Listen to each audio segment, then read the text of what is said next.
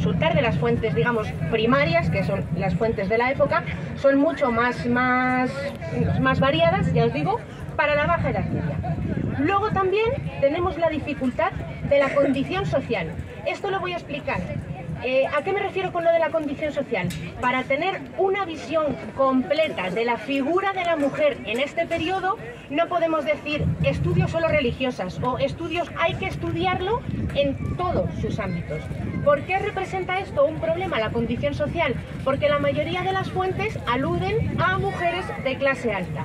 Entonces, cuando no tenemos un conocimiento completo del total de la sociedad, pues no podemos decir que conozcamos al 100% en profundidad el total de la sociedad. Podemos saber el 100% de la mujer más rica, podemos saber el 100% de las abadesas, de las prioras, pero si no tenemos el conocimiento completo, no podemos hablar de eso. Y luego también tenemos otro problema para el estudio de la mujer derivado de su propia condición de mujer. ¿Por qué? Primero, porque la vida pública, que es la que va de puertas hacia afuera del hogar, por así decirlo, es un ámbito en el que tiene prioridad el hombre sobre la mujer. Entonces, la mayoría de las fuentes a las que me refería, sobre todo las documentales, hacen referencia más al hombre que a la mujer. También tenemos un problema en relación al estudio de la historia, en tanto que los estudios más feministas son algo más nuevo, sobre todo de los años 60 en adelante. ¿Significa esto que antes no se había estudiado la figura de la mujer? No, porque sí que se había estudiado. Lo que pasa es que la minoría de fuentes versus el interés por otro tipo de temas, pues hizo que, bueno, ya os digo, la, digámoslo, arqueología feminista, por llamarlo de alguna forma, es algo un poco más moderno.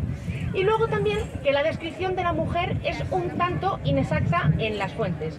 ¿Por qué? Sobre todo porque los textos son de autoría masculina. Sí que es cierto que tenemos textos de autoría femenina. El problema es que la mayoría de ellas eran analfabetas en esa época, así que las que sabían escribir eran muy pocas y muchas optaban también porque fuera un hombre el que escribiera sobre ellas o directamente era un hombre el que escribía sobre su figura. ¿Por qué esto nos ofrece una visión distorsionada?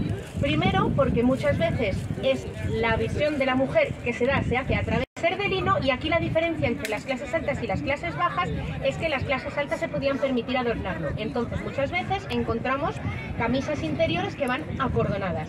Y en el caso de las calzas, que serían los calcetines, se distinguen de las calzas de hombre en que son más cortitas. Las calzas de mujer a lo largo de la Edad Media son lo que se denominaría la media calza, que es la calza que se queda a la altura de la rodilla. Estas calzas se sujetaban a la pierna para evitar que se cayeran con ligas, con unas tiras de tela, que normalmente eran de cordón, pero en el caso de las capas altas de la sociedad podían ser de seda. Por encima de estas prendas tendríamos los trajes de debajo o los trajes de vestir a cuerpo, y la prenda más habitual sería la saya o gonela. Esta saya era un vestido largo, de manga larga, con escote redondeado, que tenía las mangas ajustadas y el cuerpo podía que se distingue de la saya, primero, en que es un poco más ancha, las mangas son un poco más anchas, y luego que es una prenda más típica de las clases altas de la sociedad, porque era una prenda que podía llevar los bordes decorados y que habitualmente estaba confeccionada. ¿Alguna duda?